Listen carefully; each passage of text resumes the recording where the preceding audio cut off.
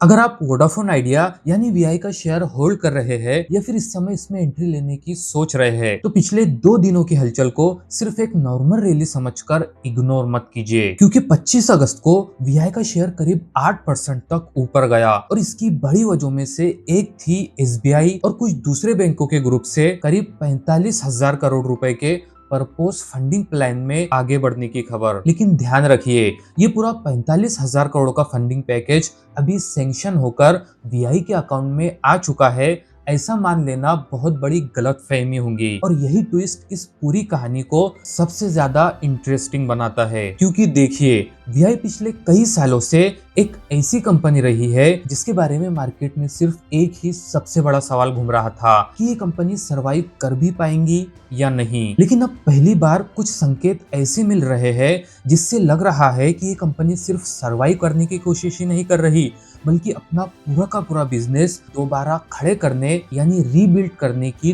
तैयारी भी कर रही है। और कंपनी की ये तैयारी कितनी मजबूत है, इसे समझने के लिए अब सबसे पहले इसके बिजनेस नंबर को देखते हैं। इस क्वार्टर में वीआई का रेवेन्यू करीब 11,689 करोड़ रुपए रहा, जो पिछले साल के मुकाबले 6% ज्यादा है। अच्छी बात यह है कि कंपनी का नेट लॉस भी 6,608 करोड़ से घटकर करीब 3,754 करोड़ रुपए रह गया है। लेकिन यहाँ एक जरूरी बात ध्यान में रखने वाली है, इस घटते हुए घाटे को कंपनी का पूरा ऑपरेशनल परफॉर्मेंस सुधारना मत समझ लीजिए, क्योंकि इसमें एक बड़ा एक्सपेक्शनल गेन यानी वन टाइम गेन शामिल है। कहने का मतलब ये है कि सिर्फ बाहर के नंबर देखकर ये सोच लेना कि वीआई की सारी फाइनेंशियल प्रॉब्लम खत्म हो चुकी है, सही नहीं होगा। अब उस नंबर पर आते हैं जो सबसे ज्यादा इंटरेस्टिंग है, और वो है ARPU यानी एवरेज रेवेन्यू पर यूजर, जो अब बढ़कर 195 हो गया है। इसका सीधा सा मतलब ये है कि औसतन वीआई का हर सब्सक्राइबर अब कंपनी के लिए पहले से ज्यादा रेवेन्यू जनरेट कर रहा है। लेकिन इससे भी बड़ा सिग्नल ये है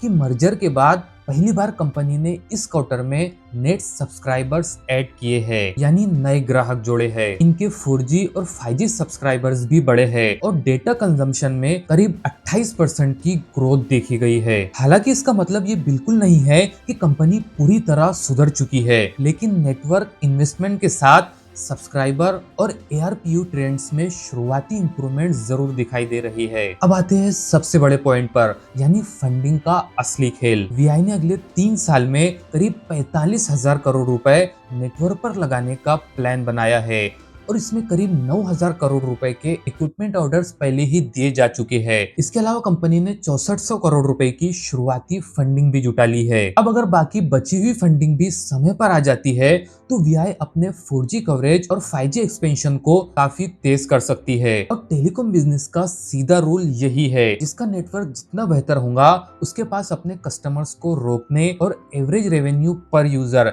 यानी ARPU बढ़ाने का मौका भी उतना ही ज्यादा होगा। लेकिन यहीं पर वीआई का सबसे बड़ा रिस्क भी छुपा है, क्योंकि सामने जियो और एयरटेल जैसी बड़ी कंपनियां भी डटकर खड़ी है। और इस क्वार्टर में एयरटेल का प्रति यूजर रेवेन्यू करीब 264 रुपए था और जियो का करीब 215 रुपए, जबकि वीआई अभी भी 195 पर है। यानी वीआई ने अपने परफॉर्मेंस में सुधार जरूर किया है, लेकिन वो आज भी अपने दोनों कॉम्पिटिटर से पीछे खड़ी है। और इसीलिए मेरी नजर में ये 45,000 करोड़ वीआई के लिए सिर्फ एक्सपेंशन कैपिटल नहीं, बल्कि कॉम्पिटिटर्स के मुकाबले नेटवर्क गैप को कम करने वाला कैचअप कैपिटल भी है, यानी रेस में बने रहने के लिए जरूरी कैपिटल। इसीलिए मेरे हिसाब से वीआई को समझने का सबसे सही तरीका ये नहीं है कि इसका शेयर ऊपर जाएगा या नीचे, बल्कि असली सवाल ये है कि क्या वीआई इस फंडिंग और नेटवर्क इन्वेस्टमेंट की मदद से अपने लिए एक मजबूत और टिकाऊ बिजनेस वापस खड़ा कर पाएगा या नहीं। तो पूरी बात का निचोड़ ये है कि अगर आप वीआई के शेयर होल्डर है या इसमें इन्वेस्टमेंट करने की सोच रहे हैं तो इस समय सिर्फ शेयर प्राइस को मत देखिए। असली कहानी तो ये है कि क्या आने वाले क्वार्टर्स में भी